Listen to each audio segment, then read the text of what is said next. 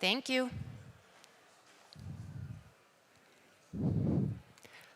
Čuje se disanje. Hi, everyone. Thank you so much for joining this presentation on a topic that I feel is really important in addition to all the technology talk and all the business talk for the future of Web3. So the topic I'm going to talk about today is diversity. By diversity, I mean the inclusion of underrepresented groups. Personally, I'm speaking from a women's perspective, but this obviously also involves other minority groups. So really, my idea today is to make everyone reflect, and not only on the situation of women, but just in general, having more diversity in Web3. So myself personally, I was drawn to Web3 because of the promise of a more decentralized, open, inclusive ecosystem, something that wouldn't be only for the huge corporations, but really bringing everything back to the users and to the people, let's say it. When in reality, the situation looks something like this. This is a picture that we were discussing. It's a photo from the Ethereum client interop from this year. Can anyone spot the woman in the picture? Or how many there are? Well, I gave that up. Yes? No? Maybe? One? Yes. Obviously, this is not their problem. I mean, it's everyone's problem. I'm not blaming anyone. I'm just saying that the reality actually looks like this. And you will see it everywhere if you start really looking. If you're a man, and especially a white man, it's more difficult to notice than us women. But for someone like her, I'm sure she really, really notices that she's the only one in the room. The reason why I'm saying all this is because, and I'll get to that later, if we want to really build a future for everyone that's inclusive, that really needs to include everyone. Because of this situation, and also I forgot to present it early on, so if you saw, I represent Alice in Blockchains.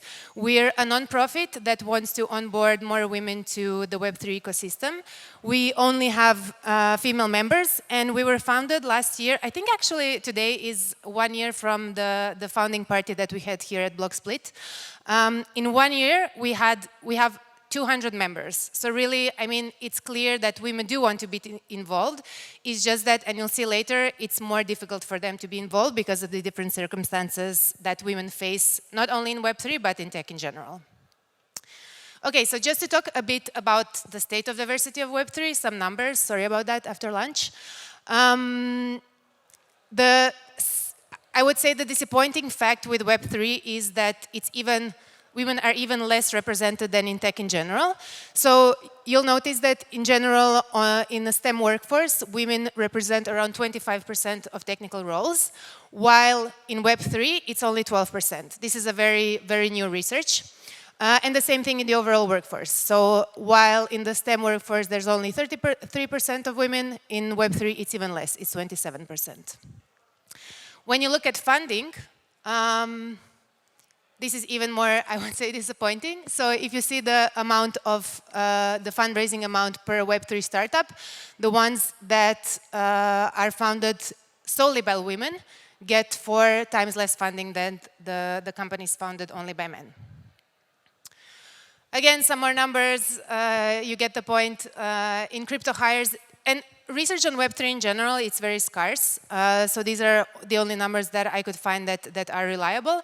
But the numbers are really telling. Basically, the situation in Web3 right now is even worse than the situation in tech in general. And then moving to the situation in tech in general, because it's actually, I mean, Web3 is not the only industry that has this problem. This problem is in all of the tech industry. And here are some numbers on a more wider level. So, I mean, I already mentioned that women take only 25% of the tech roles. Only 20% of computer science degrees in the US are held by women. And then, I mean, many other numbers that I think, like I said, many women here in the audience will relate to. It's less women in meetings. I mean, even if you look at around yourself at this conference, you'll have to notice that there are not that many women here. So typical challenges that women face include, so the degree gap, less women get degrees in computer science. The employment gap, meaning less women get employed in technical roles. Retention gap, that's even a bigger problem. So even if a woman gets employed in a tech company, they leave more often than men because of the workplace culture and the way that they're feeling in the tech workplace.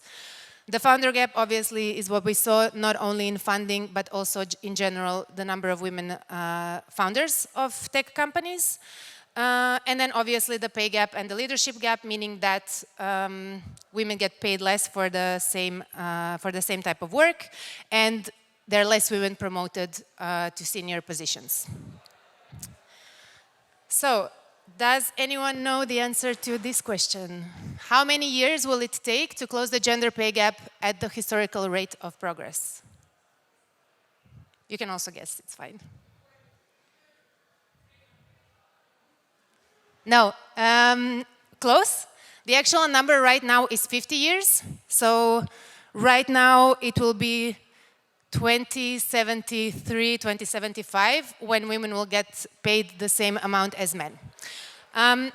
Obviously, this is bad news, but the good news is that 5 years ago, that number was 250, so at least we're making progress. Right now, it's going to happen in around 50 years. I'm hoping with, getting informed about these topics and really thinking about these things, the number will get even lower. So then, obviously, there's the question, why are there so few women? Because, it's not something that just happened. It's something that obviously is a systemic thing. And, sometimes people say women aren't just interested in these type of things. They don't like computers. They don't like computer science. They're not technical. They like more HR, psychology, these types of things. And so I like to go back a while back. So in the 1950s, when computers in general, as computers came, into the world, women actually took the programmers' jobs. So on the top left, you'll see the women that were breaking codes at Bletchley Park during the Second World War. So this is especially also related to what we're talking about today, including cryptography. On the right is the world's first programmable general-purpose computer, and it was operated solely by women. And here there are some other examples. Obviously, Grace Hopper, I hope that everyone knows who Grace Hopper is. So basically, in the last century, in the 50s, women were very, very involved in programming. In fact, this is an ad from Cosmopolitan magazine that described a whole new type of work for women that was called programming. And basically, back then, it's not that women needed these cooler jobs in programming. Back then, obviously, programming was the uncool part of computers. So obviously men would build these huge machines that would be amazing, and then women would train to be the operators of these machines. And again, here I just mentioned a few names that I like to involve because these are really important names, women that really made great impact on the tech history and that kind of tend to be forgotten. Stephanie Steve Shirley she founded freelance programmers. Those are women that wrote algorithms for different types of machines. And actually, the reason why there's a Steve in there, she said that she changed her name in communication with clients, so it would be easier to get jobs. So she's Steve Shirley in the business part. So the question is, what happened? And there is this theory that around 1980s, and you'll see, so from the 50s, the trend was up for women to get in, as any other type of school, women were getting more and more into computer science. And then around 1985, or let's say 1980s, there starts to be a sharp decline in the number of women that are enrolling and finishing the computer science degrees. And one of the theories that floats around the most is the fact that in the 1980s, the first personal computers came into homes.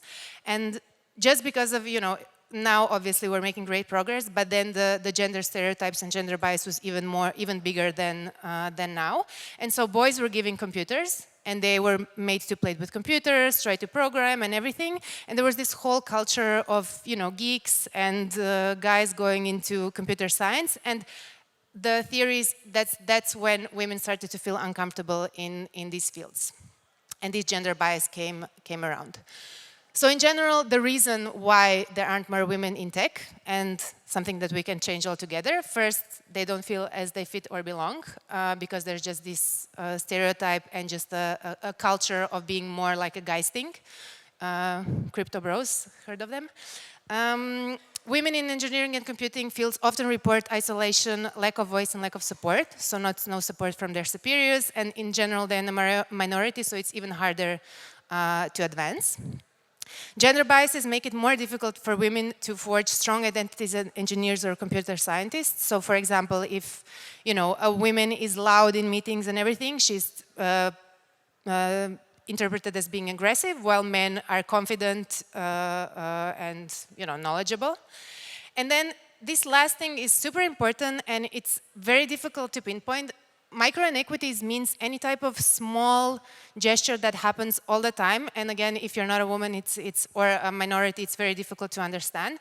It's just this little thing when a man speaks over you in a meeting, or if someone says, why so nervous? Are you in PMS? So these little things that just reinforce gender biases, it's something that over the long term make women just feel less comfortable in these environments. And so, last thing, why should you care? Because obviously, we know why you should care if you're a woman or a minority that wants to enter the space and maybe doesn't feel comfortable. I think everyone should care, and that's why I said at the beginning that I think diversity is really important for Web3.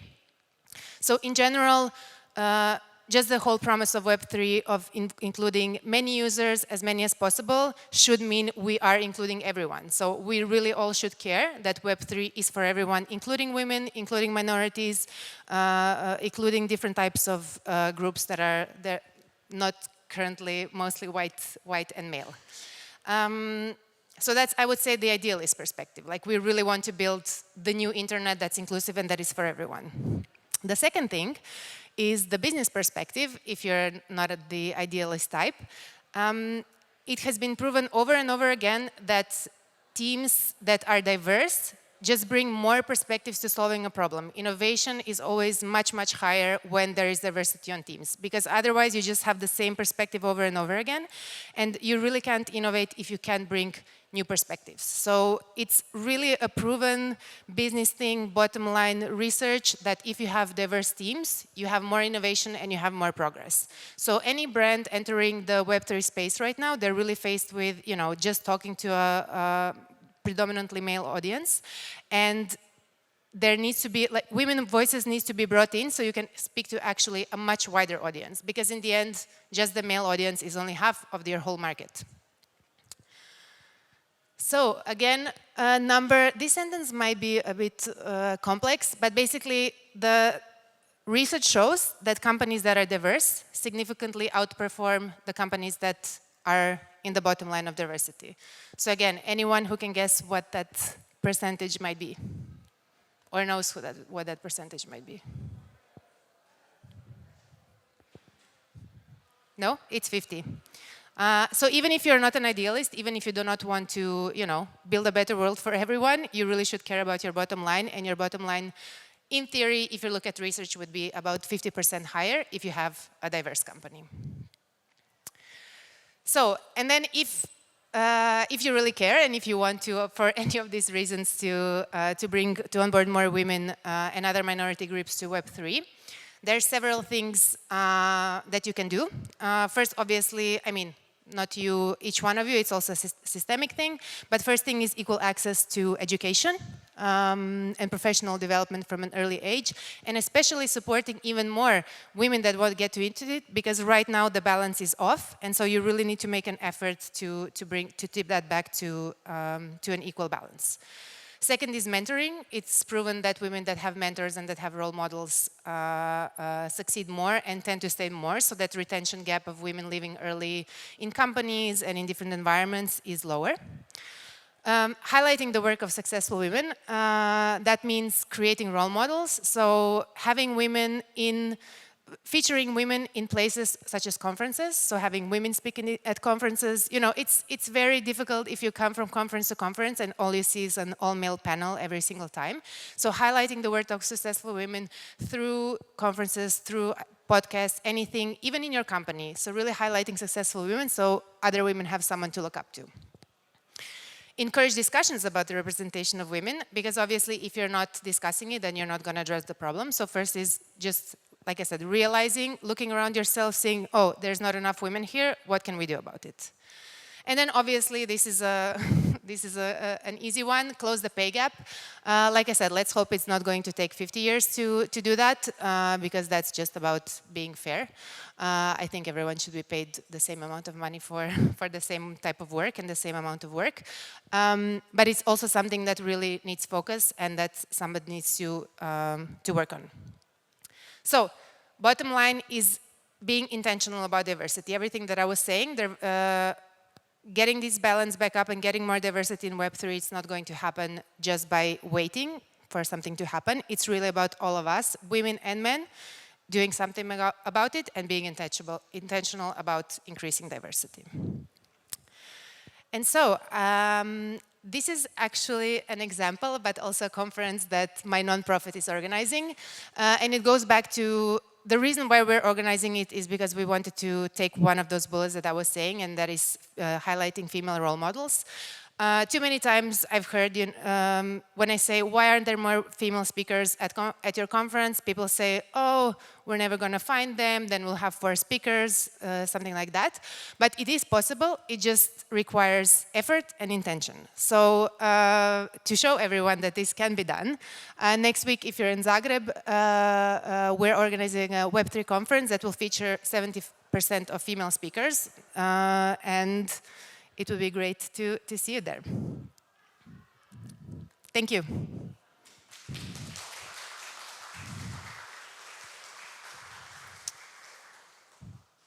Any questions? If not, thank you. Please scan the QR code. It's our nonprofit. If you're a woman, please get in touch. We'd love to have you on board.